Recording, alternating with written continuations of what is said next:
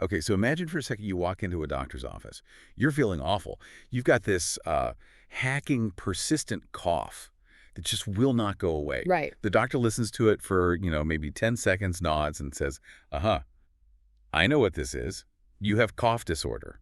That sounds completely It ridiculous. does, right? You just be staring at them, waiting for the other shoe to drop. They don't check for the flu or pneumonia or, I don't know, lung cancer. They just treat the cough. They treat the noise, not the cause. Exactly. And it sounds absurd, but for the longest time, that's essentially how psychiatry has had to operate.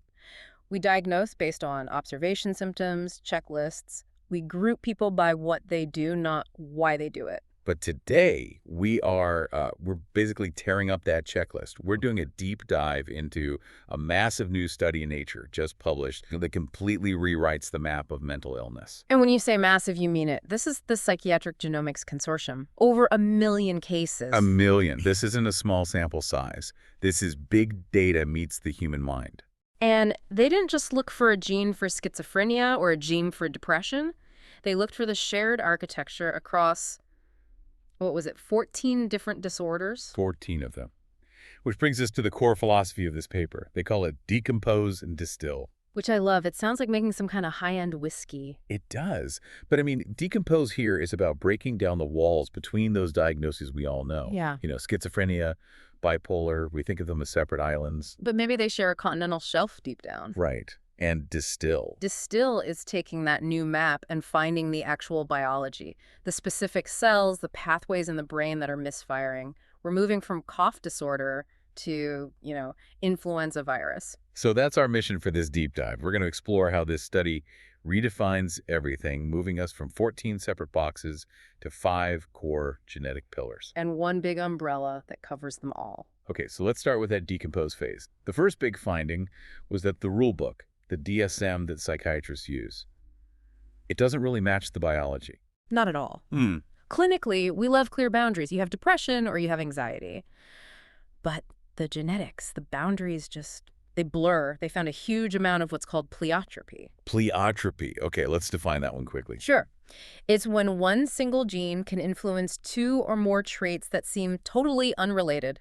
So you might have one gene that affects dopamine, and it increases your risk for both, say, ADHD and nicotine addiction. So it's not one gene, one disease. No, it's one gene, many ripples. And when they ran the numbers, they found these 14 disorders actually clumped together into 5. Let's call them genomic factors. And these 5 factors explain about 2/3 of the genetic risk. 66%. That's a huge number. So let's walk through these 5 pillars. This is the new map. First one is the SB factor. Right. SB for schizophrenia and bipolar. Now, clinically, these are treated as very different things. Bipolar is a mood disorder. Schizophrenia is a psychotic disorder. Genetically, they are incredibly close, practically cousins.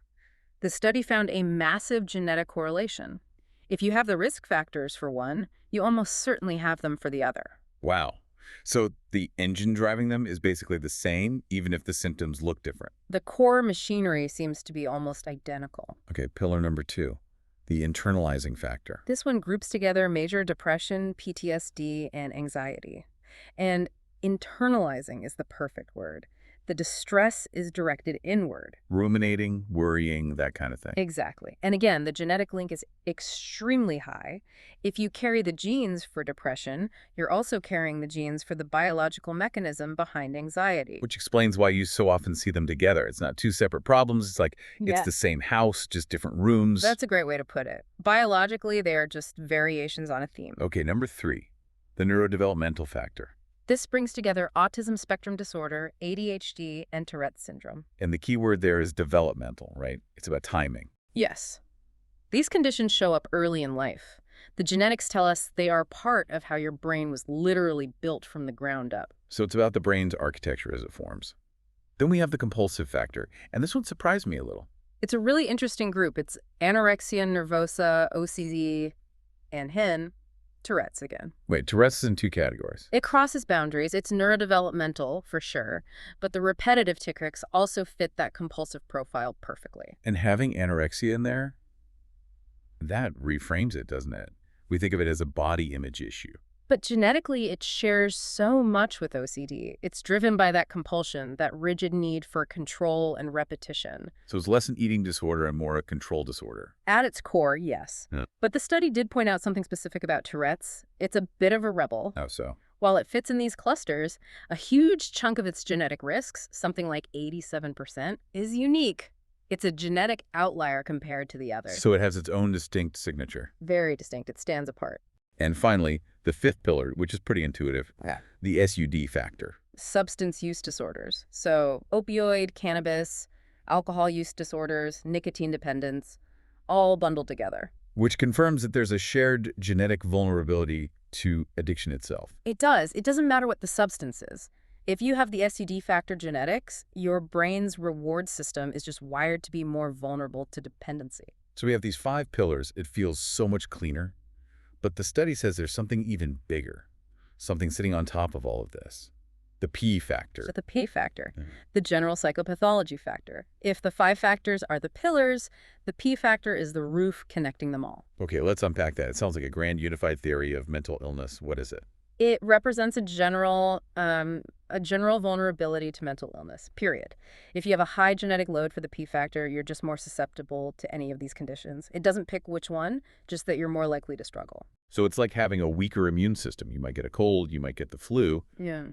The core issue is the immune system itself. That is the perfect analogy. And you can see it play out in personality traits we can measure. Like what? It correlates very strongly with neuroticism. The big 5 personality trait. Right. Emotional instability, anxiety, moodiness. It also links to things like stress sensitivity, loneliness, and much darker outcomes like self-harm. It's basically a genetic predisposition to finding life harder. To emotional distress, yes. But the really fascinating part is the biology of it. Right. So what is it? A specific part of the brain. That's the thing. It's not. Unlike the other factors, the P factor isn't tied to a specific cell type or region. It's linked to something much broader. Gene regulation. You mean how our DNA is read? How genes are turned on and off? Precisely. It seems to be a systemic vulnerability in the brain's operating system itself rather than a bug in one specific app. I like that.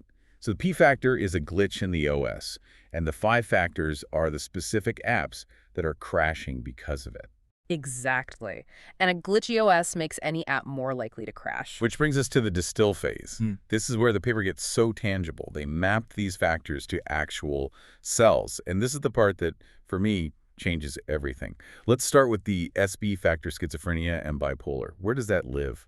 The genetic risk for the SB factor is heavily concentrated in genes expressed in one cell type. Excitatory neurons. The go neurons, the ones that say fire. The gas pedal of the brain, exactly, and specifically in the hippocampus and deep layers of the cortex. So schizophrenia and bipolar might just be a noise problem. Too much signal, too much firing, overexcitation. That's what the biology suggests. It's a disorder of communication and excitation. The gas pedal is fluttering or it's stuck down. Okay, so that's the neurons themselves. But now for the big one, the internalizing factor depression and anxiety. We've all heard the chemical imbalance story for decades. It's about serotonin. And here's the twist. The study found the risk for these disorders is not primarily in the neurons. Wait, what? Say that again? It's not in the neurons. Not primarily, no. The signal is enriched in cells called oligodendrocytes and Bergman glia. Oligodendrocytes. Okay, what do they do? They're the support crew. They create the myelin sheath, the insulation that wraps around the neuron's axons. Like the rubber coating on an electrical wire. Exactly. And if that insulation is frayed, the signal slows down, it leaks, you get crosstalk. So, are you saying depression and anxiety might not be a problem with the chemical signal, but with the wiring's insulation? That is exactly what the genetics are pointing to. It suggests that these are disorders of brain connectivity and insulation. It completely challenges the chemical imbalance narrative. That is a massive paradigm shift. We've been trying to fix the light bulb when the problem might be the wiring in the wall. It opens up a whole new avenue for treatment, doesn't it? If you can repair the insulation, maybe you can treat depression more effectively. That is just wild. What about the others, the neurodevelopmental factor? That one links, pretty unsurprisingly, to fetal brain development, maturing neurons. So this stuff is baked in very, very early. During pregnancy. Right.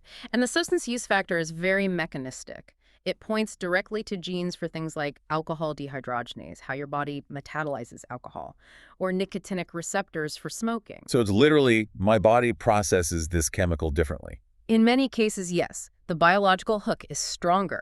Okay, so we have this map, but the study also found these, you call them hotspots, like busy intersections in the genome. Yeah, the chromosome 11 hotspot. This was a major discovery. It's one specific region with a cluster of genes that names aren't important, but it's a mouthful. And this one region is associated with how many of the disorders? Get this, 8 of the 14. 8 from one A spot. single pleiotropic hotspot. If you have genetic variants there, you are vulnerable to a whole range of issues. It's a central hub of psychiatric risk. It's like a weak point in a building's foundation. It could cause a crack anywhere. Exactly. Now, we've talked a lot about the overlap, but obviously ADHD is not the same as depression. Did they find what makes them different? They did.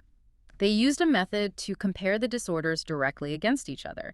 And the key takeaway is this. It's very easy to find genetic differences between disorders in different factors. So telling ADHD, apart from depression, is genetically straightforward. Relatively, yes. The genes are doing different things in different places, but distinguishing disorders within the same factor. Let me guess.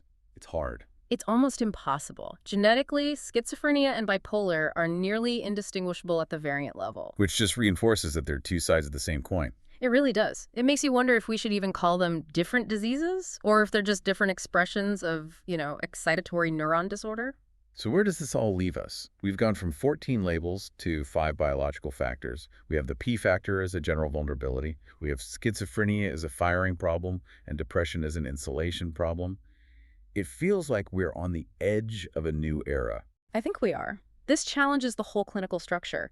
In the future, you might not be diagnosed with bipolar disorder. It might be excitatory neuron disorder type A, or instead of depression, it's oligodendrocyte dysfunction. Which sounds so much more precise. It takes the stigma out of it too, doesn't it? It makes it a biological fact. It's not a character flaw, it's an insulation flaw. Exactly. And you can develop drugs to target the specific cell type. I just want to go back to the P factor for a final thought. If a huge chunk of all this risk is this one general vulnerability, this sensitivity to stress that's linked to gene regulation. I see where you're going with this. Have we been missing the forest for the trees? Should we be focusing less on treating, say, anxiety once it arrives, and more on treating the underlying vulnerability itself? That is the big provocative question, isn't it? If the P factor is a systemic fragility, then maybe the future of medicine isn't just better antidepressants. Maybe it's interventions that stabilize that gene regulation system early in life. So you treat the susceptibility before a disorder ever shows up. Potentially. You reinforce the operating system so the apps never crash in the first place. It's a detailed map, and we are just now learning how to read it. But for the first time, it feels like the map actually matches the territory. Well, this has been fascinating. Thanks for breaking all this down with me. Anytime. It was a pleasure. And to all of you listening, thanks for taking this deep dive with us. We'll see you next time.